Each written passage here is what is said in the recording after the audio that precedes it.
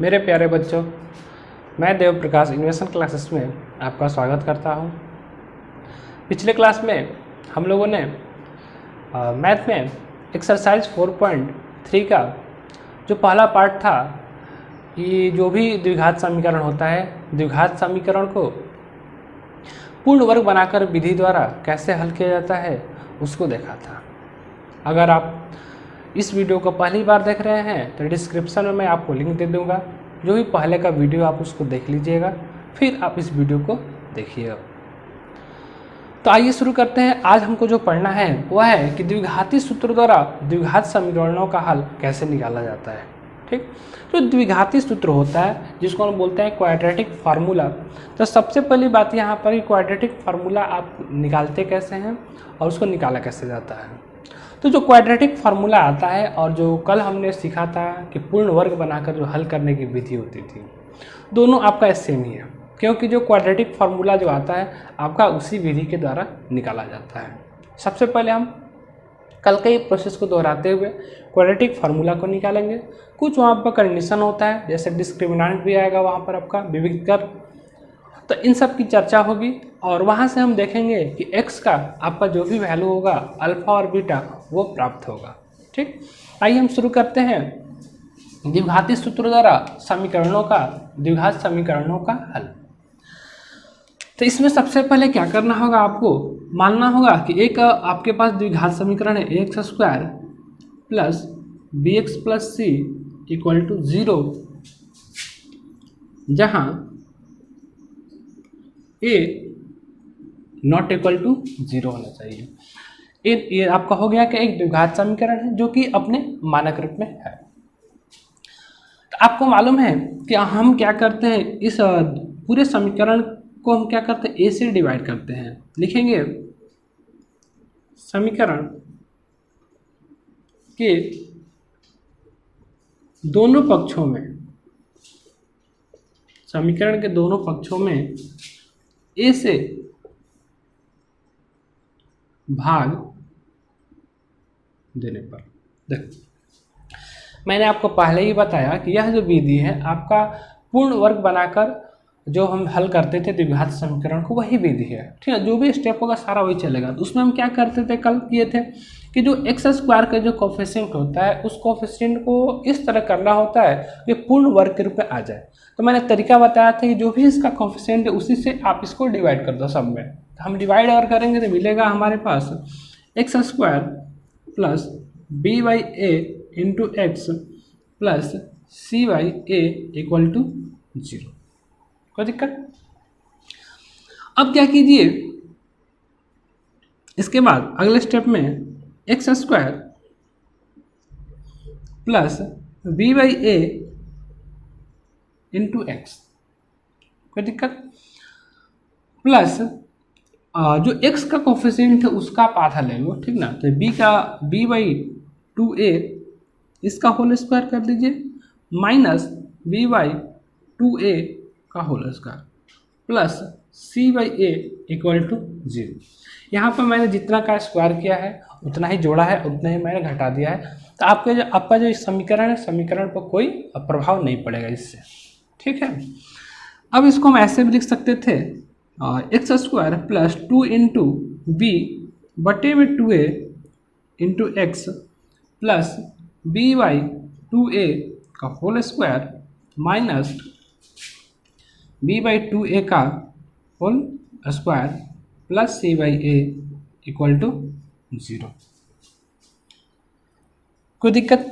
अगर आप यहाँ से देखिएगा थोड़ा सा ध्यान से, तो यह जो पूरा का पूरा टर्म है आपका, ये पूरा ये क्या है आपका a प्लस बी का whole square, a plus b का होल स्क्वायर बन जाएगा। यानी कि यहाँ से आपको प्राप्त जो होने वाला है वो होगा x प्लस क्या है आपका यहाँ पर b बटा में 2a का होल स्क्वायर। ये पूरा आपका इसमें कन्वर्ट हो जाएगा, a plus x plus b by 2a का होल स्क्वायर।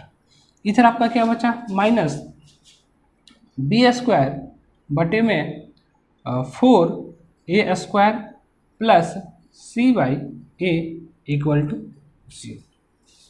ठीक है, आगे चलते हैं। फिर इसके बाद इसको सॉल्व करेंगे आगे तो हो जाएगा x plus b by 2a का होल स्क्वायर।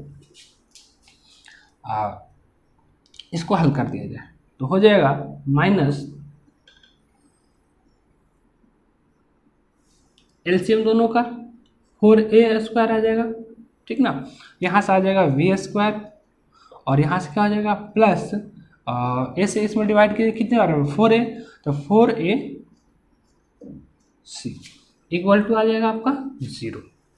फिर आगे इसको सॉल्व करेंगे तो हो जाएगा x plus b by 2a का होल स्क्वायर।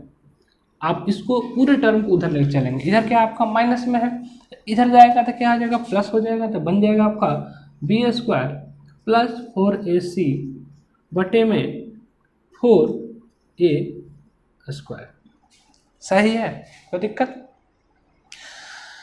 आप यहाँ तक पहुँच गए हैं। अब इसका आगे हम देखते हैं क्या होगा। इसको मैं मिटा देता हूँ।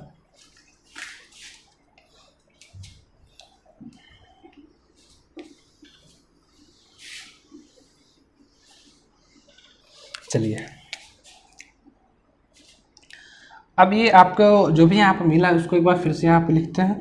तो x प्लस बी बटा 2a का होल स्क्वायर है इक्वल टू में बी स्क्वायर प्लस 4ac बटे में 4a स्क्वायर है।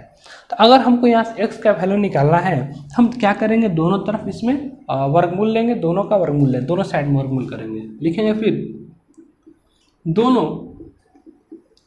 पक्षों में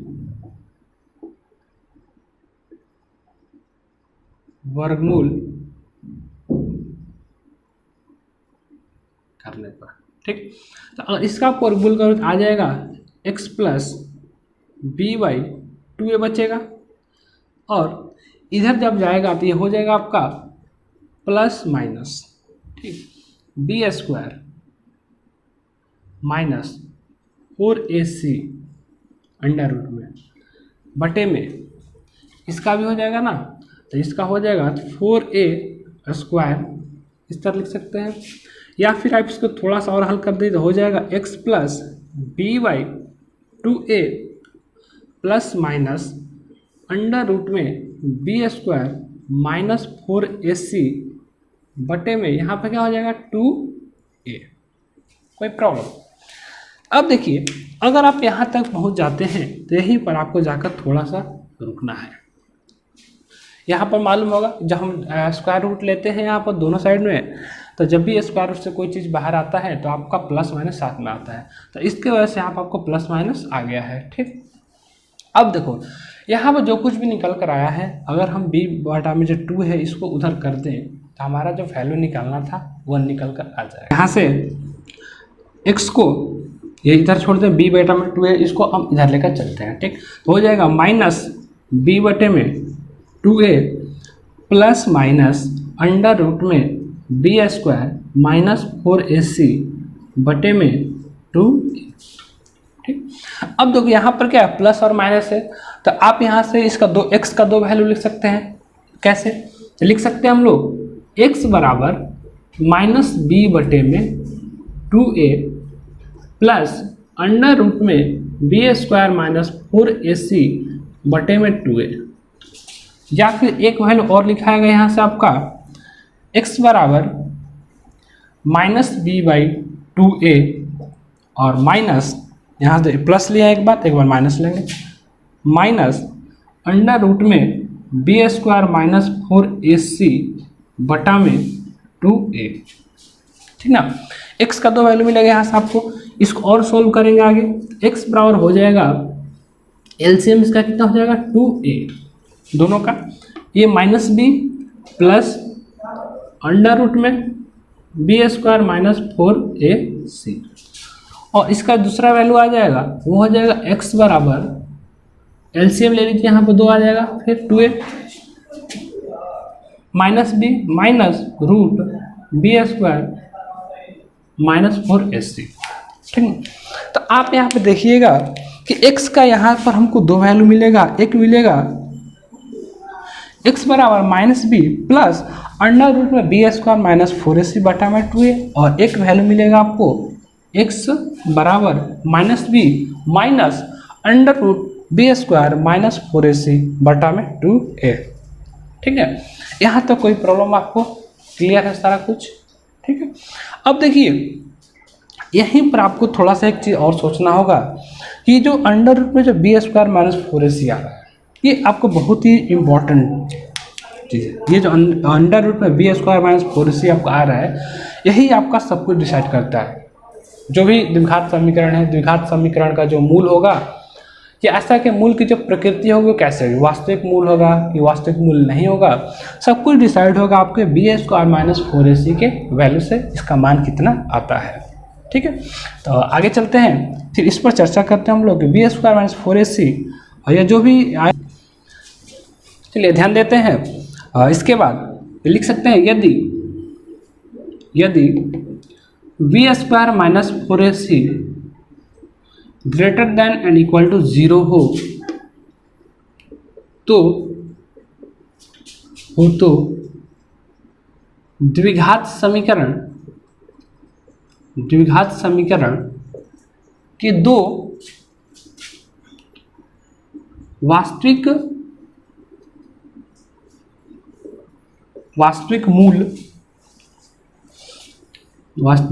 मूल अल्फा एवं बीटा को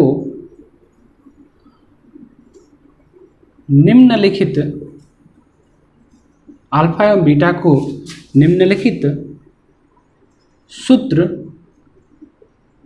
द्वारा व्यक्त किया जा सकता है। ठीक, याद रखिएगा यहाँ पर कंडीशन आपका रहेगा यही कि जो यहाँ पर बी स्क्वायर माइनस 4ac है, जब इसका वैल्यू आप निकालिएगा तो आपका या तो 0 से बड़ा आना चाहिए या तो 0 के बराबर आना चाहिए। ठीक ना, अगर ऐसा कंडीशन आपको मिलता है कि बी स्क्वायर माइनस 4ac का जो मान होगा वो आपका क्या है, greater than and equal to 0 है, तो आप कह सकते हैं कि द्विघात समीकरण का दो वास्तविक मूल होगा और वो मान लेते हैं कि एक अल्फा है और बीटा है। तो उस कंडीशन में जो अल्फा होगा वो क्या हो जाएगा आपका, अल्फा बराबर लिख लीजिएगा minus b plus under root में बी स्क्वायर माइनस 4ac बटे में पूरा का 2a। ठीक है, तथा साथ में जो आपका बीटा हो जाएगा, बीटा क्या हो जाएगा, बीटा बराबर हो जाएगा minus b minus under root में बी स्क्वायर माइनस 4ac बटे में 2a। ठीक ना, तो यहाँ से आपका x का दो वैल्यू निकल कर आएगा, एक आ गया आपका अल्फा का मान और एक आ गया हमारा बीटा का मान। याद रखेंगे यह जो हमने निकाल कर लाया यहाँ पर, यही जो कहलाता है, क्या कहलाता है आपका, द्विघाती सूत्र कहलाता है। यही आपका क्या है, द्विघाती सूत्र है, यानी कि क्वाड्रेटिक फार्मूला हुआ, क्वाड्रेटिक फार्मूला। अगर अब देखिए आगे से मान लीजिए आपको कोई भी द्विघात समीकरण देता है तो आपको करना क्या है, अब कुछ नहीं करना है, डायरेक्ट आपको x के वैल्यू निकालना है। आपका ऐसे समझ लीजिएगा, जैसे कि मान लिया जाए एक इक्वेशन आपका दिया गया द्विघात समीकरण x square minus 4x plus 2 बराबर 0। ठीक, तो अगर ये द्विघात समीकरण आपको दिया गया है तो आप क्या कर सकते हो, यहाँ से सबसे पहला चीज इसका जो मानक रूप होता है एक्स स्क्वायर होता है, ठीक, प्लस बी एक्स होता है प्लस सी इक्वल टू 0 होता है। तो मानक रूप से तुलना करने के बाद हम क्या कर सकते हैं, ए की वैल्यू निकाल सकते हैं, कितना है 1, बी की वैल्यू क्या है -4 और सी की वैल्यू क्या है यहाँ पर +2। तो सबसे पहला काम आपका रहेगा कि आप पहले चेक कीजिएगा कि समीकरण का मूल जो है वास्तविक होगा कि नहीं होगा। पहला काम, अगर वास्तविक मूल होगा तब आप द्विघाती सूत्र का प्रयोग करके उसका हल निकालेंगे। ठीक, तो आप निकालिएगा सबसे पहले b square minus 4ac equal to जो भी होगा इसको निकालिए, इसका वैल्यू निकालिए। बी क्या है यहाँ पर, तो -4 का स्क्वायर कीजिएगा, ठीक ना, -4 इंटू ए कितना है 1, सी कितना है 2, देखो तो कितना हो जाएगा 4 को 16 माइनस कितना हो जाएगा 8, यानी कि बचेगा आपके पास। तो ये जो 8 आया है क्या है, ग्रेटर देन 0 है। तो इस कंडीशन से आपको पता चल रहा है कि यहाँ पर जो ये वैल्यू आया है वो आपका 0 से बड़ा है, यानी कि जो भी ये द्विघात समीकरण था इस समीकरण का वास्तविक मूल संभव है और उसको निकालने के लिए डायरेक्ट आप इस फॉर्मूले का प्रयोग कर सकते हैं। अल्फा बराबर minus b plus b square minus 4ac बटा में 2a और बीटा बराबर माइनस बी माइनस रूट में under root b square minus 4ac बटा में 2a उसके द्वारा डायरेक्ट निकाल सकते हैं। अब एक चीज़ देख लीजिएगा, आगे क्वेश्चन मैं ये करके आपको दिखाऊंगा, फिलहाल अभी आगे बढ़ते हैं थोड़ा सा। यह जो टर्म आपका यहाँ पर है, ये जो देख रहे हैं आप यहाँ पर बी स्क्वायर माइनस 4ac, ये जो बी स्क्वायर माइनस 4ac है, ठीक ना, इसको हम लोग नॉर्मली डी से निरूपित करते हैं। इसके लिए जो संकेत का प्रयोग डी, ठीक ना, डी का मतलब होता है डिस्क्रिमिनेंट, ठीक ना, या हिंदी में इसको बोलते हैं विविक्तर, डिस्क्रिमिनेंट इसको बोल सकते हैं, डिस्क्रिमिनेंट, ठीक, या फिर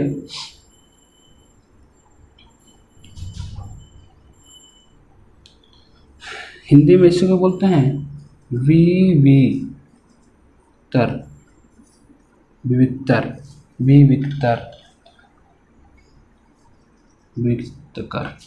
ठीक ना। तो आपको क्या करना होगा, हमेशा ये चेक करना होगा सबसे पहले कि जो डी का वैल्यू जो है वो ग्रेटर देन इक्वल टू 0 आ रहा है कि नहीं, अर्थात बी स्क्वायर माइनस 4ac का वैल्यू आपका इतना आ रहा है कि नहीं। अगर देखिए इतना वैल्यू अगर आएगा तो समीकरण का वास्तविक मूल होगा और आप उसको निकाल सकते हैं, ठीक ना। लेकिन अगर मान लीजिए यहाँ पर 3 कंडीशन और हो सकता है, उसको दिखा देते हैं क्या क्या संभावना हो सकती है। जैसे मान लिया जाए यहाँ पर कि ये जो बी स्क्वायर माइनस 4ac है, ठीक ना, 3 कंडीशन बनेगा आपका। सबसे पहला केस मान लीजिए इसका जो वैल्यू है वो ग्रेटर देन 0 आ रहा है, ठीक, ग्रेटर देन क्या है 0 आ रहा है। दूसरा केस बनेगा कि बी स्क्वायर माइनस 4ac जो है वो आपका इक्वल टू 0 आ सकता है। और तीसरा केस ये हो सकता है कि बी स्क्वायर माइनस 4ac का जो वैल्यू आएगा वो लेस देन क्या आ सकता है 0 आ सकता है, ठीक। तब यहाँ चर्चा में समझ लीजिएगा कि मूलों की जो प्रकृति होती है वो कैसे हम निकालते हैं, डिस्क्रिमिनेंट के द्वारा। तो पहली बात, जैसे ही आप देखेंगे कि इसका जो वैल्यू है आपका पूरा का वैल्यू हल करने पर अगर 0 से बड़ा आ रहा है तो लिखेंगे पहला चीज़ कि वास्तविक मूल होगा, वास्तविक मूल होगा। दूसरी बात, यहाँ पर जो अल्फा आएगा और यहाँ पर जो बीटा आएगा वो आपके अलग अलग डिफरेंट होंगे, एक नहीं हो सकते हैं। यहाँ पर क्या है, अगर बराबर है तो यहाँ भी क्या होगा, वास्तविक मूल होगा, संभव है। और यहाँ पर जो अल्फा आएगा और जो बीटा आएगा दोनों देखिएगा, मतलब दोनों मूल के एक दूसरे के बराबर रहेंगे। अगर ये बराबर होता है दोनों क्या होते हैं, बराबर आ जाते हैं। लेकिन जब ये बड़ा होता है तो अल्फा और बीटा आता है, लेकिन दोनों अलग अलग आता है, ठीक ना, दोनों का वैल्यू अलग आएगा। और यहाँ पर इस कंडीशन में अगर 0 से छोटा हो गया तो वास्तविक मूल संभव ही नहीं है, वास्तविक मूल संभव नहीं है, ठीक ना। और हम लोग क्या करते हैं, वास्तविक मूल होता है तभी उसका आप सॉल्यूशन निकालिएगा। यानी कि आपको सबसे पहले चेक करना पड़ेगा कि v square minus 4ac greater than equal to 0 करके चेक कीजिएगा। तो 2 चीज़ आपको पता चल जाएंगी। जैसे अगर पता चला कि 0 से बड़ा है तो उसके 2 मान आएंगे, अल्फा और बीटा दोनों अलग अलग होंगे। अगर 0 आ गया इसका वैल्यू, यानी इसका जो भी मान होने वाला है अल्फा और बीटा दोनों क्या वो सेम होगा, ठीक ना, हो गया। तो अब इसके बाद हम लोग क्वेश्चन पर डिस्कशन करेंगे।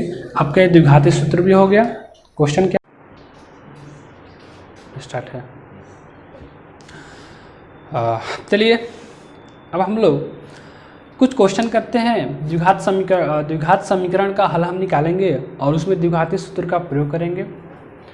तो जो भी यहाँ से क्वेश्चन जो बन सकता है आपका, जितने तरह के क्वेश्चन की संभावना है, तो वैसे जितने भी क्वेश्चन है सारे क्वेश्चन को मैं आपको करके दिखाता हूँ। एक एक क्वेश्चन आपको करके दिखा दूंगा, 2-2 क्वेश्चन।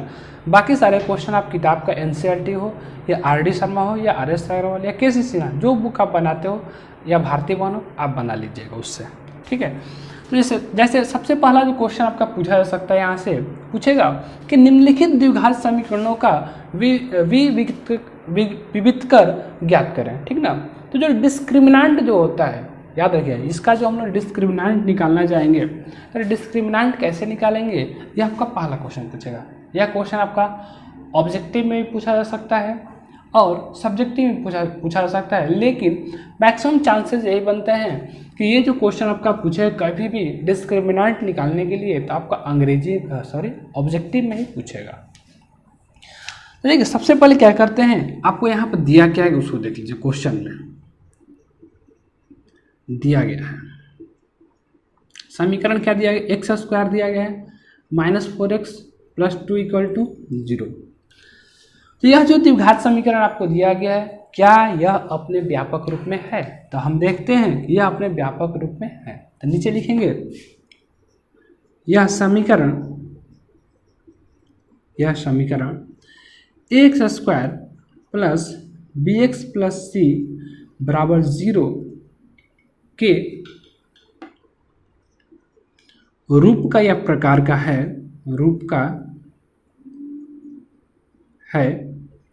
जहां ठीक ना, ये जो समीकरण दिया गया आपका जो मानक रूप होता है द्विघात समीकरण उस रूप का है, लेकिन जहां a बराबर क्या है आपका 1 है, b बराबर कितना है -4 है और c बराबर कितना है आपका +2 है। ठीक, तो हमको क्या निकालना है, विवेचक इसका क्या बोलते हैं डिस्क्रिमिनेंट निकालना है, डी निकालना है। तो डी का जो फॉर्मूला होता है वो होता है b² - 4a × c। तो b का वैल्यू कितना है यहाँ से देख लो, -4 का स्क्वायर -4 × a कितना है 1 × c कितना है 2, तो हो जाएगा 16 - 8, यानी कि आ जाएगा आपका आंसर कितना 8। अगर इस तरह का क्वेश्चन पूछता है तो आप इसको ऐसे ही सॉल्व करेंगे, बहुत सिंपल सा क्वेश्चन होगा। ये क्वेश्चन आपका ऑब्जेक्टिव में आएगा। यहाँ देख लेते हैं, तो जो मानक रूप होता है मानक रूप के साथ तुलना करने पर लिखेंगे मानक रूप x² + bx + c = 0 से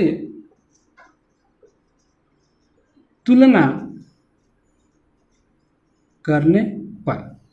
देखो या तो एक तरीका है, पहले आप लिख लो यह जो समीकरण है x² + bx + c = 0 के रूप का है जहाँ a = 1, या तो आप ऐसे भी लिख सकते हो कि मानक रूप द्विघात समीकरण के मानक रूप x² + bx + c = 0 से तुलना करने पर आपका क्या आ जाएगा, a बराबर √3, b बराबर -2√2, c बराबर -2√3। हमको क्या निकालना है, डिस्क्रिमिनेंट। डी बराबर होता है b² - 4 × c, या आप लिख सकते हो b की वैल्यू कितनी है -2√2 का होल स्क्वायर -4 × a कितना है आपका √3 है, इंटू c कितना है तो वो है -2√3। इसका जब स्क्वायर करेंगे तो हो जाएगा 4 × 2 माइनस यहाँ है, माइनस माइनस बन जाएगा आपका प्लस, 4 और 2 का गुणा हो जाएगा तो 8, और √3 का √3 से गुणा होगा तो बनेगा आपका 3। तो यहाँ से आ जाएगा 4 दूनी 8 + 26, और 24 और 8 को आप जोड़िएगा तो कितना आ जाएगा आपका 24 और 8 जुटकर 32। तो ये रहा आपका पहला क्वेश्चन जो कि आपसे पूछा जाएगा। ठीक है,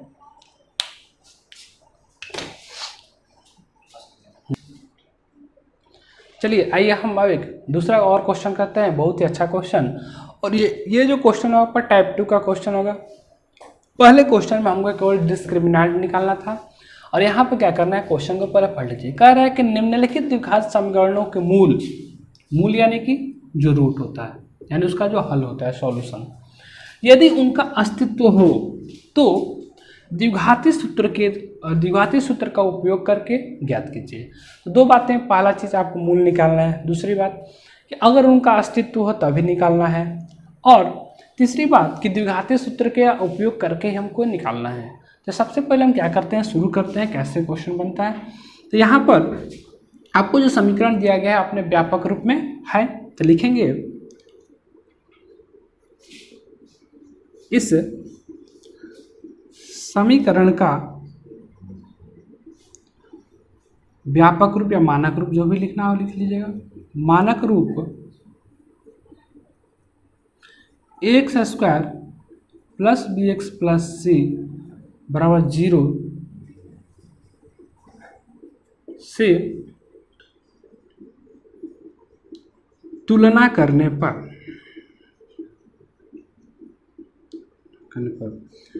ए बराबर क्या हो जाएगा 9 हो जाएगा, बी बराबर कितना हो जाएगा 7 हो जाएगा, सी बराबर क्या हो जाएगा -2 हो जाएगा। ठीक, तो अब हम लोग क्या करते हैं, यहाँ पर हम लोग निकालते हैं डी का वैल्यू। डी क्या होता है आपका डी बराबर होता है b² - 4ac, या b का वैल्यू कितना है देखो यहाँ से 7 का स्क्वायर -4 इंटू ए कितना है 9 इंटू सी यानी कि -2। आगे इसको हल करेंगे तो हो जाएगा 49 माइनस माइनस प्लस 9 चौका 36, 36 दूनी 72, जोड़ दीजिए कितना हो जाएगा 9 2 11 के 1, 7 4 11 के 12 121 इसका आ जाएगा मान। तो नीचे लिखेंगे यहाँ डी ग्रेटर देन 0। यहाँ पर जो डी का जो वैल्यू आया है वो क्या आया है, डी का वैल्यू अब कितना है 121 आया है, जो कि क्या है ग्रेटर देन क्या है 0, यानी 0 से बड़ा है। अतः समीकरण के मूल वास्तविक एवं असमान होंगे। देखिए समीकरण का जो दो मूल होगा दोनों कैसा होगा, वास्तविक होगा एवं असमान होगा। ठीक, तो समीकरण का और मूल निकालना है तो आपको मालूम है एक अल्फा लेते हैं तो क्या होगा -b, ठीक ना। उसके बाद क्या लेते हैं -b के बाद प्लस अंडर रूट में क्या लिखते हैं, d का जो वैल्यू आता है ही ना d, या आप जैसे आप सोच रहे b² - 4ac बटे में कितना आता है 2a आता है। तो अगर ये हम निकालना चाहते हैं तो -b कितना है देखो तो 7 है -7 प्लस ये जो b² - 4ac होता है, b² - 4ac को हम लोग d ही बोलते हैं। तो d का वैल्यू देखो डायरेक्ट आपका कितना है 121 आया है, हम यहाँ पर डायरेक्ट लिख सकते हैं 121, कुछ नहीं करना है 121 डायरेक्ट आपका आ गया बटे में 2 इंटू ए का वैल्यू कितना है 9 है यहाँ से, तो हो जाएगा -7 प्लस रूट 121 यानी कि 11 हो जाएगा, 9 दूनी 18 और 11 में 7 जाएगा तो कितना बचेगा 4 बटे में 18 या 2 दूनी 4, 2 9 18 या 2 बटा में 9 आ जाएगा एक आपका अल्फा का मान। कोई दिक्कत, अल्फा का जो मान आएगा आपका कितना आ जाएगा 2 बटा में 9 आ जाएगा। आंसर मिला लेते हैं 2 बटा में 9 सही है बिल्कुल। इसके बाद एक और हमको निकालना है दूसरा, इसका बीटा निकाल लेंगे हम लोग। तो बीटा क्या हो जाएगा, बीटा निकाल लिए तो बीटा बराबर होता है -b माइनस अंडर रूट में b² - 4ac बटे में 2 इंटू ए। तो -b का वैल्यू कितना था यहाँ से आया आपका +7 आया था तो -7 हो जाएगा, माइनस रूट डी कितना था 121 था बटे में 2a 2 गुणे 9 या फिर -7 -11 बटे में 18, जोड़ दीजिए 11 और 7 कितना हो जाएगा 18 ना, -18 बटा में 18 यानी कट जाएगा, एक बार में आ जाएगा आंसर आपका -1। तो जो यहाँ पर बीटा आएगा वो कितना आएगा -1 आएगा। यानी कि आप देख रहे हैं कि ये जो द्विघात समीकरण था, इस द्विघात समीकरण का दो मूल निकल कर आया है और एक मूल आपका आया है 2 बटा में 9 और एक आया आपका -1, ठीक ना। ये आपका जो प्रोसेस रहेगा द्विघात समीकरण का, कोई भी अगर क्वेश्चन अगर इस तरह का पूछता है तो आप ऐसे निकालेंगे। सबसे पहले आप चेक करेंगे उसका डिस्क्रिमिनेंट निकाल कर कि मूल का अस्तित्व है या नहीं है, अगर है तो फिर आप उसको निकालिएगा द्विघातीय सूत्र के द्वारा, इस विधि द्वारा, ठीक है। चलिए अब हम एक क्वेश्चन और देख लेते हैं जो कि यहाँ पे मैंने पहले ही लिखा है, इसको भी देखते हैं।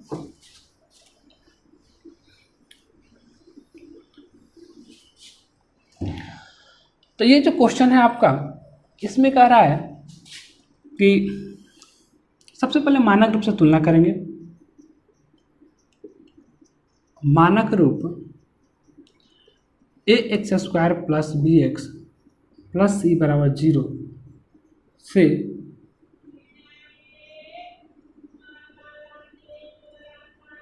तुलना करने पर a बराबर कितना है 25 आ जाएगा, b बराबर 20 आएगा, c बराबर कितना आएगा 7 आ जाएगा। ठीक, अब हमारा काम क्या है, d निकालेंगे। तो d बराबर क्या हो जाएगा आपका b² माइनस 4a इंटू सी। b की वैल्यू क्या है देखो तो 20 का होल स्क्वायर माइनस 4 इंटू ए इंटू सी, गुणा कीजिएगा तो हो जाएगा 400 माइनस, इसको गुणा करो तो कितना आ जाएगा 4 25 और 7 25 के 100 और ये कितना 700, तो बचेगा आपका कितना -300। डी बराबर कितना आ गया आपका -300 आ गया। अब देखो डी का जो वैल्यू आया क्या है, वो 0 से बड़ा है कि 0 से छोटा है, तो नीचे लिखेंगे यहाँ डी क्या है लेस देन 0 है। अब जब डी 0 से छोटा हो गया तो समीकरण का मूल का अस्तित्व होगा नहीं होगा, नीचे लिखेंगे इसलिए समीकरण के वास्तविक मूल, समीकरण के वास्तविक मूल नहीं होंगे, समीकरण के वास्तविक मूल नहीं होंगे। ठीक है, एक ये क्वेश्चन हो गया आपका। इसके बाद इसके आधार का जितना भी क्वेश्चन होगा आपका काम रहेगा, आप उसको बना सकते हैं। एक और हम क्वेश्चन करते हैं जो कि एग्जाम्पल क्वेश्चन है आपका एनसीईआरटी किताब का, पेज नंबर 93 में आप देख लीजिएगा, इसको एग्जाम्पल क्वेश्चन है। मैं इसका आखिरी क्वेश्चन आपको कराने जा रहा हूँ एग्जाम्पल का, बाकी सारे जितने भी एग्जाम्पल क्वेश्चन सारे क्वेश्चन आप खुद से कर लीजिएगा। अगर वो समझ में नहीं आएगा तो फिर मैं आपको नेक्स्ट वीडियो में आप कमेंट बॉक्स में कमेंट कर दीजिएगा, सर के एग्जाम्पल क्वेश्चन भी करा दीजिए। समझ में नहीं आया तो नेक्स्ट वीडियो में आपको एग्जाम्पल क्वेश्चन करा दूंगा जो भी आपको समझ में नहीं आया होगा। फिर 4.3 का हम लोग सॉल्यूशन देख लेंगे पूरा का पूरा। आइए पहले क्वेश्चन देखते हैं। क्वेश्चन कर रहा है कि दो ऐसे क्रमागत विषम धनात्मक पूर्णांक ज्ञात कीजिए। आपको क्या करना है, दो क्रमागत मतलब कि एक के बाद दूसरा जो आता है क्रमागत, जैसे कि 5 के बाद 6, ठीक ना। लेकिन कंडीशन क्या है यहाँ पर विषम धनात्मक पूर्णांक, यानी कि एक तो आपको पॉजिटिव इंटीजर लेना है, दूसरी बात विषम लेना है। जैसे कि 3 के बाद क्या आपको 5, 5 के बाद आपका 7, तो ये आपके क्रमागत हुए। 3 और 5 क्रमागत हुआ, 5 और 7 आपका क्रमागत हुआ। ठीक, इस तरह कर लेना है। ज्ञात कीजिए जिनके वर्गों का योग कितना है 290 है। तो सबसे पहले हम क्या करेंगे, क्वेश्चन को शुरू करते हैं। चलिए, माना कि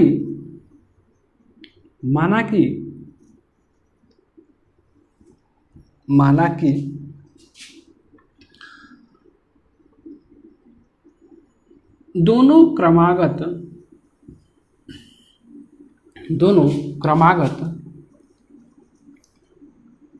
विषम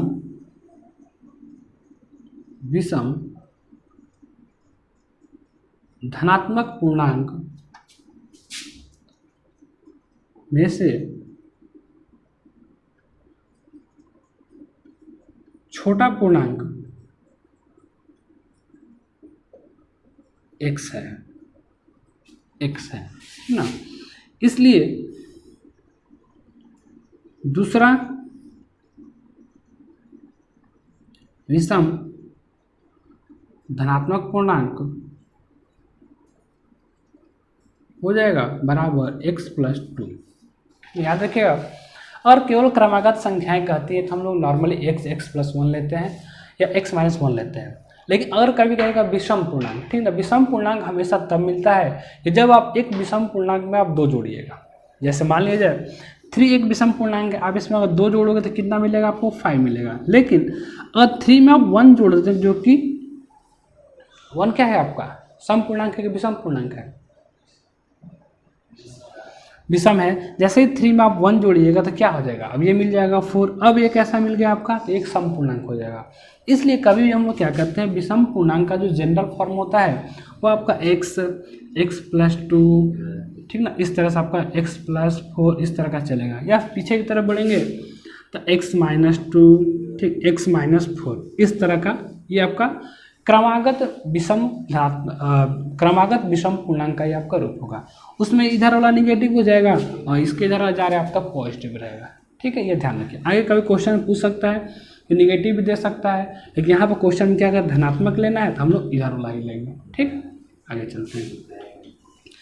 अब प्रश्न से क्वेश्चन पढ़ेगा। प्रश्न में क्या कह रहा है आपसे क्वेश्चन, प्रश्न से कि जिनके वर्गों का योग, यानी दोनों जो पूर्णांक है, एक x है और एक x+2 है, इनके दोनों के वर्गों का योग कितना है, 290 है। तो ले लेते हैं x का स्क्वायर प्लस x+2 का होल स्क्वायर इक्वल टू 290। कर लेते हैं x square plus x square plus 4 plus 4x बराबर 290। 2x स्क्वायर हो जाएगा और ये हो जाएगा प्लस 4x, इसको इधर लेकर आते हैं तो हो जाएगा +4 माइनस 290 इक्वल टू 0, या फिर 2x स्क्वायर प्लस 4x घटेगा कितना, तो बचेगा कितना आपके पास 200 माइनस 286 इक्वल टू 0। ठीक है, 2 कॉमन कर दीजिए यहाँ से सब में, तो 2 कॉमन कर लेंगे तो x square plus 2x minus 143 equal to 0, या फिर x square plus 2x minus 143 equal to 0। तो अब देखिए यहाँ पर जो आपका समीकरण मिला नीचे हमको लास्ट में, यह समीकरण आपका क्या है, सिंप्लीफाई रूप में है और ये मानक रूप में भी है। अब हमारा काम क्या है, सबसे पहले कि नीचे लिखेंगे यह समीकरण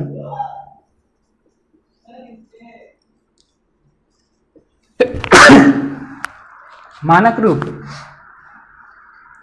ax square plus bx plus c बराबर 0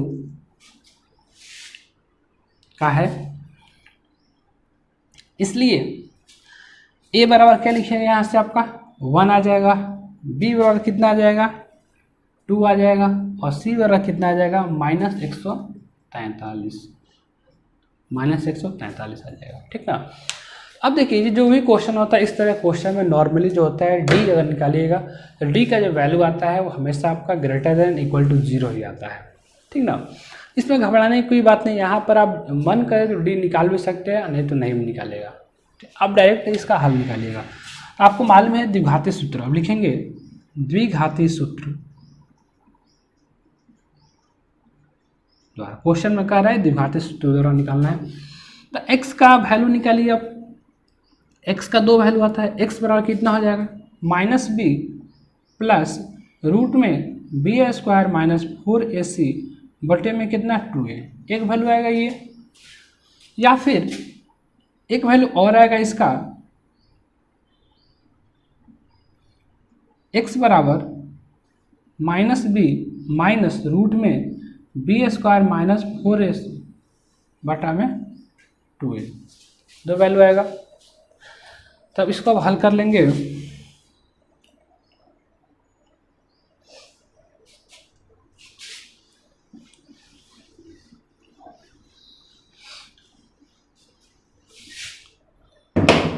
हल किया जाए, चलिए x बराबर हो जाएगा, पहले कंडीशन से अगर निकालते हैं, एक काम कीजिए, हाँ साहब ऐसे करो, इसको छोड़ दो, इस तरफ प्लस माइनस कर दो, अच्छा रहेगा। ठीक ना।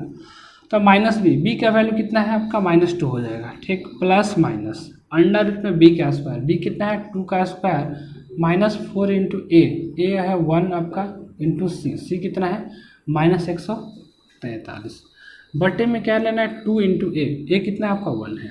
ठीक, तो हो जाएगा यहाँ से आपका -2 प्लस माइनस x बराबर 4 प्लस माइनस प्लस हो जाएगा, 4 3 12 का 2 हाथ में लगा 1 चचो 16 1 17 का 7 1 4 1 5 572 बटे में 2, या फिर आप लिख सकते हो x बराबर -2 प्लस माइनस ये हो जाएगा कितना 576 बटे में 2, या x बराबर लिख सकते हैं -2 प्लस माइनस 576 का वर्गमूल क्या होता है 24 होता है ना, बटे में 2। अब देखो यहाँ से आप इसका 2 वैल्यू लिख सकते हो, एक बार प्लस ले लेना एक बार x बराबर लिख लो -2 प्लस 24/2, या x बराबर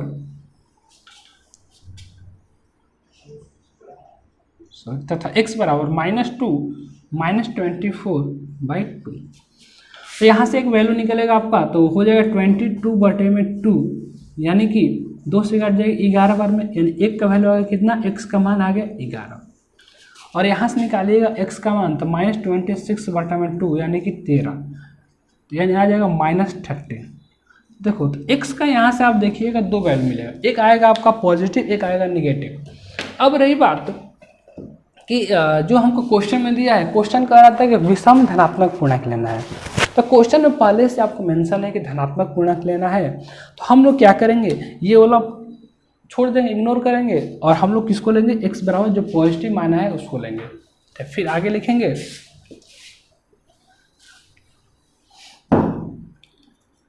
x का धनात्मक मान